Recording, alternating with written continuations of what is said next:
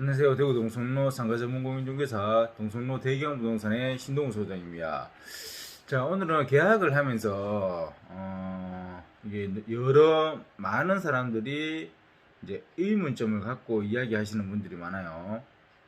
있어요. 그게 뭐냐면 전기요금 정산인데 이거에 대해서 주택 이제 이사도 그렇고 그 다음에 가게를 하는 것도 그렇고 평생에 몇 번밖에 못 하거든요. 하지만 저희 같은 경우에는 많이 하기 때문에 익숙한데 그거를 평생에 몇 번 이사정살이나 이제 전기요금에 대해서 오늘은 딱 전기요금에 대해서 얘기할 겁니다. 전기요금에 대해서 이렇게 평생에 한 번 할까 말까 하는데 그거를 조금 뭐랄까 해야 되지, 이사 가거나 아니면 가게를 넘기고 하실 때 하는 방법, 아니면 그게 어떻게 이루어지는지 그거에 대해서 얘기해 드리겠습니다. 자, 우선 저번에 한번 제가 이걸 찍었을 거예요. 찍었는데 최근에도 되게 이제 많은 분들이 이걸 질문을 해 주셔가지고 이제 다시 찍게 됐습니다.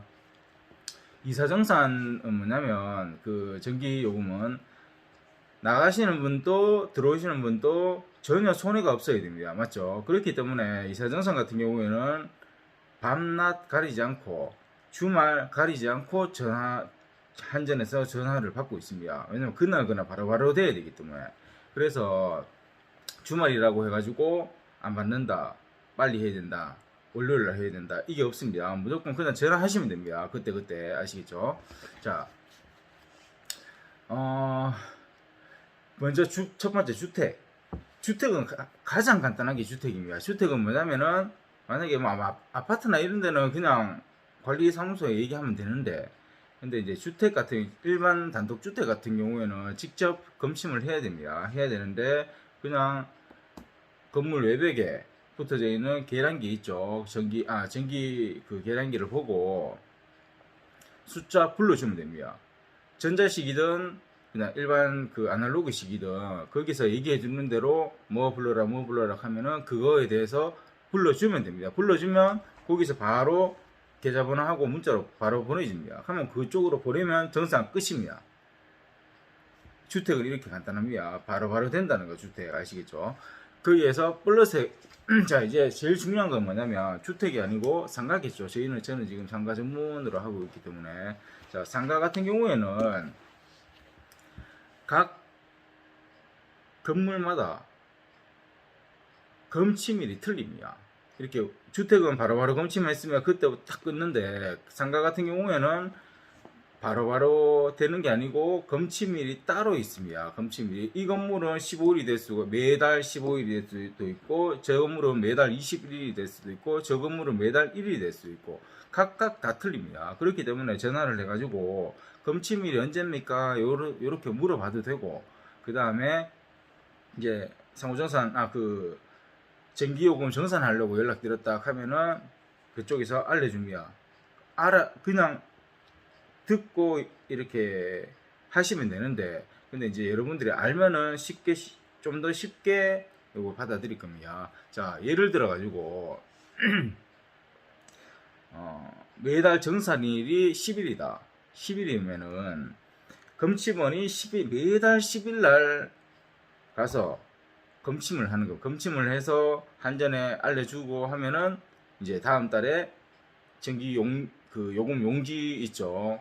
그걸로 이제 날아오면 내는 겁니다. 자, 매달 10일이다. 그러면은 4월 10일부터, 이제 4월달로 칠게요. 4월 10일부터 5월 9일까지 쓴 요금이 요금이 되는 겁니다. 네, 요금이. 자, 근데 상가 같은 경우에는 하다가 그냥 나갈 수도 있고, 양도양수해서 나갈 수도 있습니다. 근데 이 사람이 만약에 4월 20일 날 나갔다. 4월 20일 날 나갔다. 그러면은 4월 10일부터 4월 20일까지 쓴 요금을 그 전 사람이나 아니면 그냥 나가게 되면은 건물주한테 주고 나가야 됩니다. 그러면은 이제 한전에 전화해가지고 검침, 아까 얘기했듯이 그 한전 전화해가지고 그 전기요금 정산하려고 한다 하면 그쪽에서 다 알려주거든요. 며칠이 검침일이고 며칠부터 며칠까지 오늘까지 쓴 요금이 얼마다 하면 그거는 상호정산하세요 하거든요. 그러면 만약에 이 금액이 이제 4만 원 나왔다. 그러면은 건물주나 그 다음 사람한테 4만 원 주고 나가면 됩니다. 그러면 그 다음 사람은 그 돈을 받아가지고 이제 4월 21일부터 5월 9일까지의 돈이 또 나올 거잖아요. 그 뒤에 썼으니까. 그 돈 4만 원 플러스 그 돈이 이제 4월 21일부터 5월 9일까지 쓴 요금이 만약에 만 원이다. 장사를 안 해가지고 거의 안 해가지고 만 원이다. 그러면 5만 원이 다음 달에 지로연기로 나와요. 그럼 그때부터 내면 돼요. 간단하죠. 근데 이거를 이해를 못 하시는 분들이 있어요. 꼭.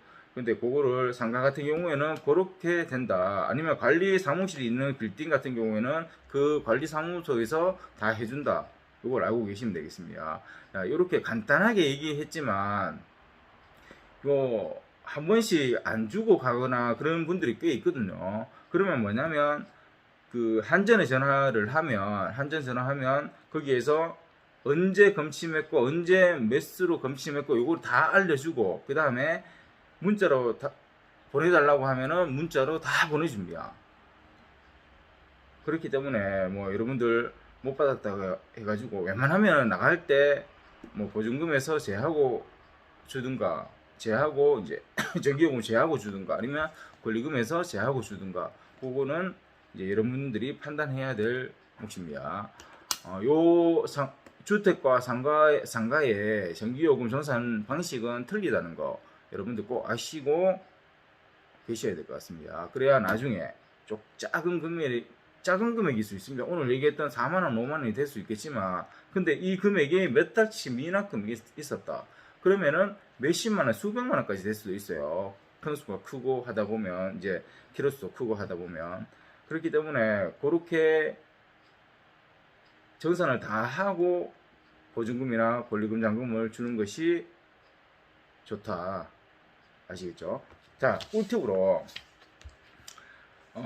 만약에 건물주 입장 아니면은 세입자 입장에서 알아보고 내가 전기를 많이 안 쓴다.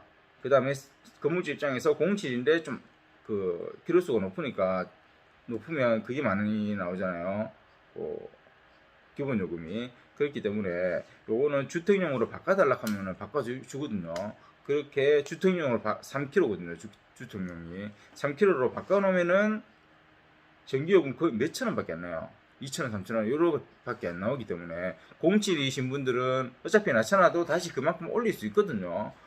공짜로 올릴 수 있어요. 만약에 5kg 하든가 아니면 10kg 하든가 3kg 낮췄다가 5kg나 그대로 5kg나 10kg로 올리려고 하면 그냥 전화 한 통만 하면 올릴 수 있습니다. 그렇기 때문에 서류 필요한가? 하여튼 그런데 그렇기 때문에 공실이거나 아니면은 장사를 하는데 키로수를 별로 안 쓴다. 그러면은 3kg로 낮추는 것도 절약의 방법입니다. 아시겠죠? 자, 오늘 전기요금 때문에 이렇게 잠깐 이렇게 영상을 찍었습니다.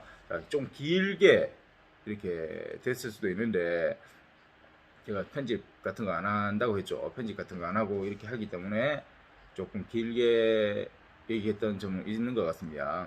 자, 요런 작은 금액 한 개 한 개라도 저희 동성로 대경부동산은 한 개 한 개 다 알려드립니다. 끝까지. 그러니까 뭐든지 궁금한 점 있으면 저희한테 전화 주시고 창업 아니면은 뭐 그런 매매 의뢰를 좀 해주시기 바랍니다. 이상으로 영상을 마치도록 하겠습니다. 궁금한 점 있으면 이쪽으로 전화 주시고 이쪽에 저거 있죠. 대경부동산 로고 이쪽으로 이거 클릭하시면 바로 저거 되거든요. 구독하기 되거든요. 이거 꼭 클릭하셔가지고 구독하기 하고 다른 영상을 보시기 바랍니다. 이상입니다.